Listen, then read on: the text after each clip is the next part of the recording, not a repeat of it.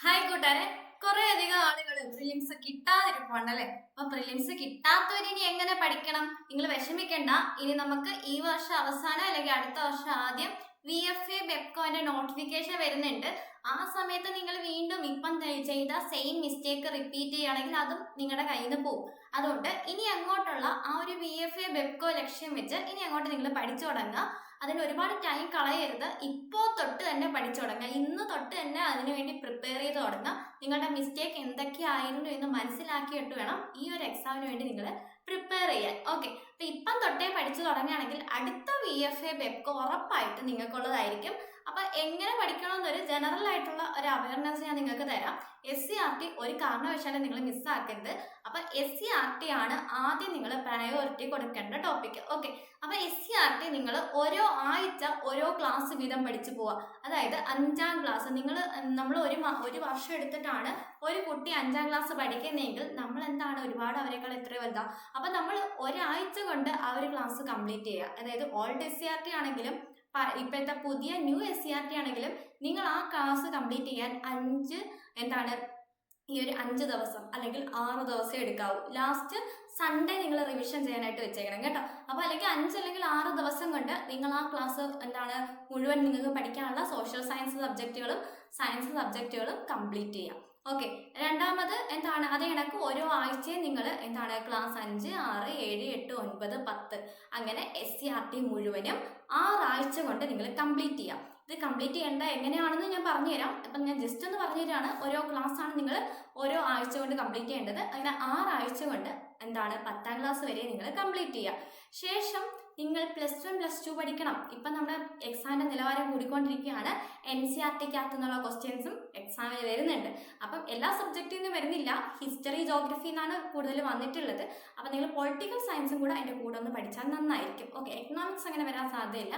അപ്പോൾ politics, economics, geography അതും അടുത്ത നമ്മൾ +1ന്റെ പൊളിറ്റിക്കൽ സയൻസ് ഒരാഴ്ച കൊണ്ട് തീർക്കുക, +1ന്റെ ഹിസ്റ്ററി ഒരാഴ്ച കൊണ്ട് തീർക്കുക, +1ന്റെ ജോഗ്രഫി ഒരാഴ്ച കൊണ്ട് തീർക്കുക. അങ്ങനെ 9 ആഴ്ച കൊണ്ട് നിങ്ങൾ +1 കംപ്ലീറ്റ് ചെയ്യാം. ഇത് ടെക്സ്റ്റ് ബുക്ക് എടുത്ത് പഠിക്കുന്നതിനേക്കാളും NCERT ഗൈഡ്സ് ഉണ്ടെങ്കിൽ അത് പഠിക്കുന്നതായിരിക്കും നല്ലത്. കാരണം NCERT ബുക്കുകൾ നിങ്ങൾ എടുത്ത് നോക്കിയാൽ നിങ്ങൾക്ക് മനസ്സിലാവും അത് ഭയങ്കര ചവറായിട്ടാണ് കിടക്കുന്നത്. അപ്പോൾ NCERTയുടെ കീ പോയിന്റ്സ് കിട്ടുന്ന അല്ലെങ്കിൽ ഇമ്പോർട്ടൻ്റ് ആയിട്ടുള്ള NCERT പോയിന്റ്സ് എന്നൊക്കെ പറഞ്ഞ് പല ബുക്കുകളും ഉണ്ട്. അപ്പം നിങ്ങൾ അത് ഏതാണെന്ന് വെച്ചാൽ അത് നോക്കി പഠിച്ചാൽ മതിയാവും. അല്ലാതെ എല്ലാം കൂടെ ഒന്നും പഠിക്കണ്ട.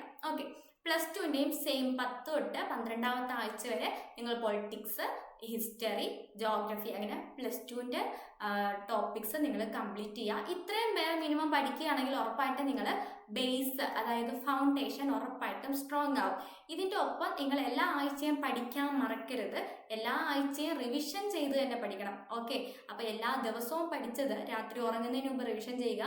എല്ലാ ആഴ്ചയിലെയും അവസാനത്തെ ദിവസം അതായത് സൺഡേ നിങ്ങൾ അവസാനത്തെ ദിവസമായിട്ട് വെക്കുകയാണെങ്കിൽ എല്ലാ സൺഡേസിലും നിങ്ങൾ ഈ ഒരാഴ്ച പഠിച്ച കാര്യങ്ങൾ റിവിഷൻ ചെയ്യാൻ മറക്കരുത്. ഓക്കെ, അതിനുശേഷം 12ാമത്തെ ആഴ്ച കഴിഞ്ഞാൽ നിങ്ങൾ ഒരു എക്സാം എഴുതി നോക്കുക. ഓക്കെ, 12ാമത്തെ ആഴ്ച കഴിഞ്ഞിട്ട് നിങ്ങൾ ഒരു 10th ലെവൽ എക്സാം അറ്റൻഡ് ചെയ്ത് നോക്കുക. നിങ്ങൾക്ക് എത്ര മാർക്ക് കിട്ടുമെന്ന് നോക്കുക.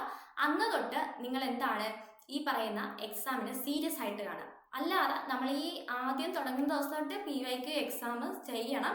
അത് ജസ്റ്റ് നിങ്ങൾ എഴുതുക. ആൻസേഴ്സ് ക്വസ്റ്റ്യൻ ആൻസർ ആദ്യത്തെ 5 ദിവസത്തെ എക്സാംസിൽ പഠിക്കുക. ചിലർക്ക് എല്ലാ ദിവസവും എക്സാം ചെയ്യാൻ സമയം കാണില്ല. അപ്പം ഞായറാഴ്ച വല്ല എക്സാം ചെയ്യുക. എന്തായാലും ആദ്യത്തെ 5 എക്സാം നിങ്ങൾ ജസ്റ്റ് ക്വസ്റ്റ്യൻ എഴുതി ആൻസർ എന്താണെന്ന് നോക്കുക. അത് ഏത് ഏരിയയിൽ നിന്ന് വന്നെന്ന് ഒരു നോട്ട്ബുക്ക് എടുത്ത് ആ ഏരിയ എഴുതി വെക്കുക. ഓക്കെ, ഞാൻ നേരത്തെ പറഞ്ഞിട്ടുള്ളതാണ്.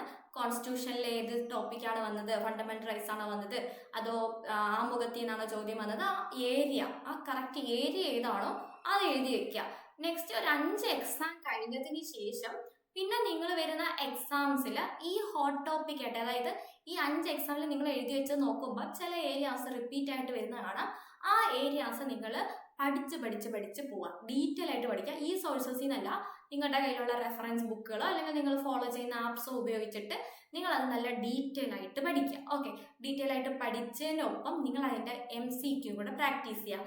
നല്ല രീതിയിൽ MCQ പ്രാക്ടീസ് ചെയ്ത് മുന്നോട്ട് പോവുക. ഓരോ SCERT ചാപ്റ്റർ പഠിക്കുമ്പോഴും അതുമായിട്ട് ബന്ധപ്പെട്ട MCQ പ്രാക്ടീസ് ചെയ്യുക. നിങ്ങൾ ChatGPT ചോദിച്ചാൽ നിങ്ങൾക്ക് MCQ ഇഷ്ടം പോലെ തരും. അല്ലെങ്കിൽ നിങ്ങൾ നമ്മുടെ SCRT പൂളൊക്കെ ഉണ്ട്, അപ്പോൾ അതൊക്കെ കൂടുതൽ ചെയ്ത് നോക്കുക, ഒരുപാട് ക്വസ്റ്റ്യൻസ് കിട്ടും.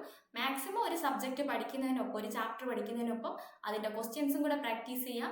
അതുപോലെ ടീച്ചേഴ്സ് ഹാൻഡ് ബുക്ക് ഉണ്ട്, അതും കൂടെ SCRT കംപ്ലീറ്റ് ചെയ്യുമ്പോൾ ഒപ്പം നിങ്ങളുടെ കൂടെ കൊണ്ടുപോവുക. ഓക്കെ, ഇനി അടുത്തെന്ന് പറഞ്ഞാൽ നമ്മൾ എങ്ങനെ ഒരു ദിവസത്തെ സ്പ്ലിറ്റ് ചെയ്യണം. ഞാൻ ഏറ്റവും മിനിമം 2 മണിക്കൂറാണ് വെച്ചേക്കുന്നത്. നിങ്ങളുടെ ടൈം അനുസരിച്ച് അറേഞ്ച് ചെയ്യാം. ഈ ഒരു റേഷ്യോയിലാണ് പോകേണ്ടത്. നിങ്ങൾക്ക് പഠിക്കാനുള്ള ടൈം എങ്ങനെയാണോ അതനുസരിച്ച് ടൈം നിങ്ങൾക്ക് അഡ്ജസ്റ്റ് ചെയ്യാം. ഞാനൊരു ജനറൽ ടൈം ടേബിളാണ് വെച്ചേക്കുന്നത്. ഓക്കെ, അപ്പം നിങ്ങൾ എല്ലാ ദിവസവും SCRT ശീലമാക്കുക. ഇനി BFA വരെ എല്ലാ ദിവസവും SCRT NCERT ശീലമാക്കുക. ആ SCRT പഠിക്കുമ്പോൾ ഒപ്പം തന്നെ നിങ്ങൾ കീ നോട്ട് ഫുള്ള് പകർത്തി എഴുതുകയല്ല, ഇമ്പോർട്ടൻ്റ് ആയിട്ടുള്ള കീ നോട്ട് മാത്രം, അതായത് ഒരു കീ വേർഡൊക്കെ എഴുതി വെച്ചാൽ മതി, അല്ലാതെ ഫുള്ള് വലിച്ച് വാരി എഴുതണ്ട. ഓക്കെ, കീ നോട്ട് ഒപ്പം കൂട്ടുക. ഒപ്പം എന്താണ് ഒരു MCQ അല്ലെങ്കിൽ PYQ ഒക്കെ പ്രാക്ടീസ് ചെയ്ത് മുന്നോട്ട് പോവുക. ഓക്കെ, ഈ പറയുന്ന SCRT ആയിട്ട് ബന്ധപ്പെട്ട PYQ അല്ലെങ്കിൽ ആ ടോപ്പിക്കുമായിട്ട് ബന്ധപ്പെട്ട് നിങ്ങൾക്ക് എന്താണ് ChatGPT എടുത്ത് ചോദിച്ച് കൂടുതൽ ക്വസ്റ്റ്യൻസ് ഉണ്ടെങ്കിൽ തരാൻ പറയാം, അത് പ്രാക്ടീസ് ചെയ്യുക. അപ്പോൾ ആ പഠിക്കുന്ന ടോപ്പിക്കുമായിട്ട് ബന്ധപ്പെട്ട് പ്രാക്ടീസ് ചെയ്ത് തന്നെ മുന്നോട്ട് പോവുക. ഒരു 2 മണിക്കൂർ എടുത്ത് അത് നിങ്ങൾ ചെയ്യുക.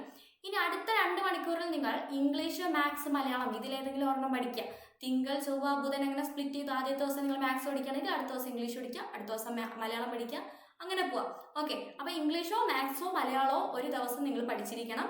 ഒപ്പം നിങ്ങൾ ഇമ്പോർട്ടൻ്റ് ആക്ടിലെ ഒരു പേജ് ഡെയിലി കൊണ്ടുപോകുക. Important act, official act print എടുത്ത് സൂക്ഷിക്കുക.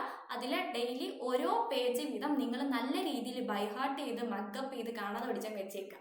ഓക്കെ, അങ്ങനെ തന്നെ മുന്നോട്ട് പോവുക. അതൊരു 2 മണിക്കൂർ അതിനുവേണ്ടി നിങ്ങൾ സ്പെൻഡ് ചെയ്യുക. ഓക്കെ, ഇനി നമ്മുടെ കറണ്ട് അഫെയർസ് 2 മണിക്കൂർ നിങ്ങൾ കറണ്ട് അഫെയർസ് നമ്മുടെ ക്ലാസ് 1.5 മണിക്കൂറാണ്. അത് കണ്ടതിന് ശേഷം അത് റിവിഷൻ ചെയ്യാനും എല്ലാം കൂടെ ചേർത്താണ് ഞാൻ 2 മണിക്കൂർ വെച്ചേക്കുന്നത്. അപ്പം 2 മണിക്കൂർ നിങ്ങൾ കറണ്ട് അഫെയർസിന് മാറ്റുക. 20 മാർക്കിൻ്റെ ടോപ്പിക്കാണ്, അതൊരു നഷ്ടമായിട്ട് നിങ്ങൾ ചിന്തിക്കേണ്ട. ഓക്കെ, അടുത്തത് എല്ലാ ദിവസവും പ്രീവിയസ് ക്വസ്റ്റ്യൻ പ്രാക്ടീസ് ചെയ്യുന്ന ശീലമാക്കുക. പ്രീവിയസ് ക്വസ്റ്റ്യൻ ചെയ്ത് ഒരു ലെവൽ കഴിഞ്ഞ് അത്യാവശ്യം എല്ലാം ചെയ്തു, നിങ്ങൾ അത്യാവശ്യം നിങ്ങൾ ഹോട്ട് ടോപ്പിക്സ് എല്ലാം നിങ്ങൾ കവർ ചെയ്ത് നിങ്ങൾ ആ എഴുതി വെച്ചേക്കുന്നതിൽ നോക്കണം, നിങ്ങൾ ഇതൊക്കെ ചെയ്തോ, ഇതൊക്കെ ഞാൻ കംപ്ലീറ്റ് ചെയ്തിട്ടുണ്ടോ എന്ന് സ്വയം വിലയിരുത്തണം. ഓക്കെ, അങ്ങനെ കംപ്ലീറ്റ് ചെയ്ത് ഒരു ലെവൽ കഴിഞ്ഞിട്ട് നിങ്ങൾ MCQ പ്രാക്ടീസ് ചെയ്യാൻ സ്റ്റാർട്ട് ചെയ്യുക. MCQ നമ്മുടെ എൻട്രി ആപ്പിലൊക്കെ ഇഷ്ടംപോലെ MCQ പ്രാക്ടീസ് ചെയ്യാനുള്ള സെഷൻസ് ഉണ്ട്. അപ്പം നിങ്ങൾ അത് പ്രാക്ടീസ് ചെയ്താൽ നിങ്ങൾക്ക് ഒരുപാട് എക്സ്പീരിയൻസ് കിട്ടും.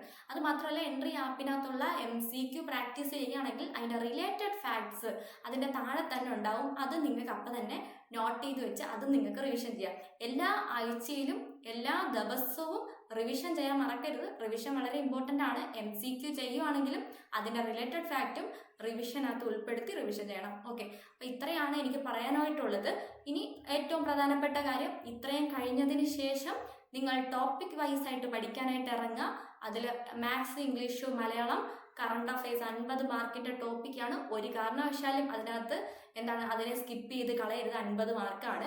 പിന്നെ സയൻസ് ഐ ടി നിങ്ങൾ SCRT കംപ്ലീറ്റ് ചെയ്ത് കഴിഞ്ഞിട്ടുണ്ടെങ്കിൽ, SCRT നിങ്ങൾ സെറ്റ് ആയിട്ടുണ്ടെങ്കിൽ NCERTയിൽ ഹ്യൂമൻ ബോഡിയായിട്ട് ബന്ധപ്പെട്ട ചാപ്റ്റേഴ്സ് ഉണ്ട് +2ൽ. ആ ചാപ്റ്റേഴ്സും ഹെൽത്ത് ആൻഡ് ഡിസീസ് എന്ന് പറഞ്ഞാൽ നമ്മളൊരു ചാപ്റ്ററും കൂടെ ഉണ്ട്. ആ ചാപ്റ്ററും നല്ല രീതിയിൽ പഠിക്കുക. അത്രയും പഠിച്ചാൽ മതി, എല്ലാം ഒന്നും പഠിക്കണ്ട. ഹ്യൂമൻ ബോഡിയായിട്ട് ബന്ധപ്പെട്ടും ഈ ഹെൽത്ത് ആൻഡ് ഡിസീസുമായിട്ട് ബന്ധപ്പെട്ട ഒരു ചാപ്റ്റർ മാത്രം അതും കൂടെ പറ്റുവാണെങ്കിൽ അതും കൂടെ നിങ്ങൾ പഠിക്കുക. അപ്പോഴത്തേക്ക് ആ 15 മാർക്ക് നിങ്ങൾക്ക് ഷുവർ ആയിട്ട് കിട്ടും.